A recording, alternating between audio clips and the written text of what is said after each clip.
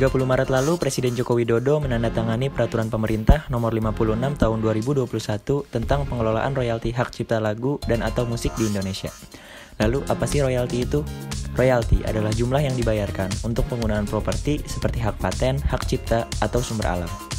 Misalnya, pencipta mendapat bayaran royalti ketika ciptaannya diproduksi dan dijual. Penulis dapat memperoleh royalti ketika buku hasil karya tulisnya dijual. Begitu juga dengan musisi sebagai pencipta lagu dapat memperoleh royalti dari lagunya ketika digunakan secara komersial. Jadi, tujuan dari PP nomor 56 tahun 2021 ini dikeluarkan adalah karena pertimbangan perlunya memberikan perlindungan dan kepastian hukum terhadap pencipta, pemegang hak cipta, dan pemilik hak terkait hak ekonomi penggunaan lagu secara komersial. Secara komersial berarti memperoleh keuntungan ekonomi dari berbagai sumber atau berbayar. PP ini juga bertujuan untuk mengoptimalkan fungsi pengelolaan royalti hak cipta dan pemanfaatan ciptaan dan produk hak terkait di bidang lagu dan atau musik. Mengutip dokumen Peraturan Pemerintah pada laman Sekretariat Negara Republik Indonesia, peraturan tersebut secara garis besar mengatur mengenai royalti penggunaan secara komersil lagu maupun musik.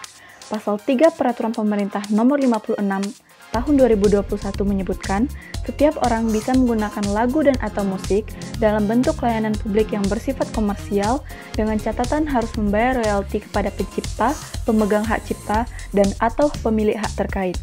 Bentuk layanan publik bersifat komersial yang harus membayar royalti, sebagaimana dimaksud dalam peraturan tersebut, yakni seminar dan konferensi komersial, restoran, kafe, pub, bar, bistro, klub malam dan diskotek, konser musik, pesawat udara, bus, kereta api dan kapal laut, pameran dan bazar, bioskop, nada tunggu telepon, bank dan kantor pertokoan, pusat rekreasi, lembaga penyiaran televisi, lembaga penyiaran radio, hotel, kamar hotel dan fasilitas hotel, dan juga usaha karaoke.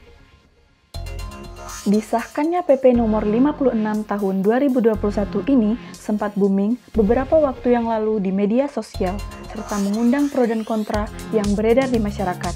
Kebanyakan dari musisi-musisi dan pencipta lagu di tanah air setuju dan menyambut dengan gembira akan adanya PP ini.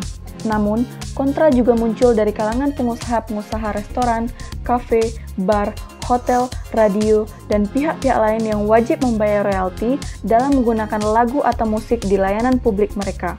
Berikut beberapa fakta yang perlu kamu ketahui seputar PP nomor 56 tahun 2021. Terkait dengan royalti, di Indonesia sudah ada sedari dulu.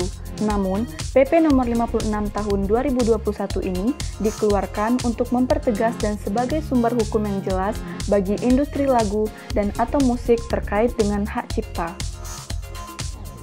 Selanjutnya, apakah pengamen yang membawakan lagu dan tujuannya untuk mendapatkan keuntungan juga dikenakan royalti?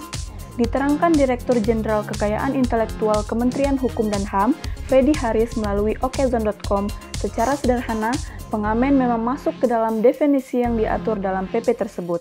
Tapi, ada semacam pengecualian pada kasus pengamen jalanan. Kalau pengamen di jalan, ya dapatnya 1.000, 2.000 segala macam gitu kan. Ya mungkin makan nasinya aja udah susah pagi sore segala macam gitu kan. Secara aturan harusnya kena, cuma kan nggak pernah kita ambil. Jadi dari zaman dulu, zaman kuda sampai hari ini ya namanya pengamen ya sudah silakan ya. Walaupun secara aturan dia kena kan, ya. Kenanya apa ya? Yang bilang memperoleh keuntungan ekonomi ya dari berbagai sumber dan berbayar ya, dia kan kena tuh kan dapat dibayar pengamennya. Gitu kan. Cuma kan nggak ada. Saya rasa LMKN walaupun kaca ini Bung Chandra pernah nggak narik duit dari pengamen, nggak ada. Gitu. Jadi, bisa dikatakan bahwa pengamen di jalanan secara hukum mereka terkena aturan, tapi ada faktor lain yang akhirnya membuat mereka tidak pernah ditarik royalti padahal sudah membawakan lagu orang lain.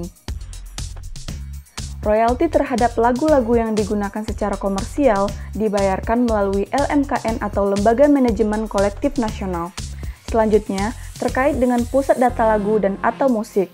Pusat data lagu dan atau musik berisi semua lagu dan atau musik yang telah dicatatkan dalam daftar umum ciptaan. Pusat data ini paling sedikit memuat informasi mengenai pencipta, pemegang hak cipta, pemilik hak terkait, hak cipta, serta hak terkait yang dapat berasal dari hak cipta. Pusat data yang dikelola oleh Direktorat Jenderal atau Dirjen ini dilakukan pembaharuan data secara berkala setiap 3 bulan atau sewaktu-waktu jika diperlukan.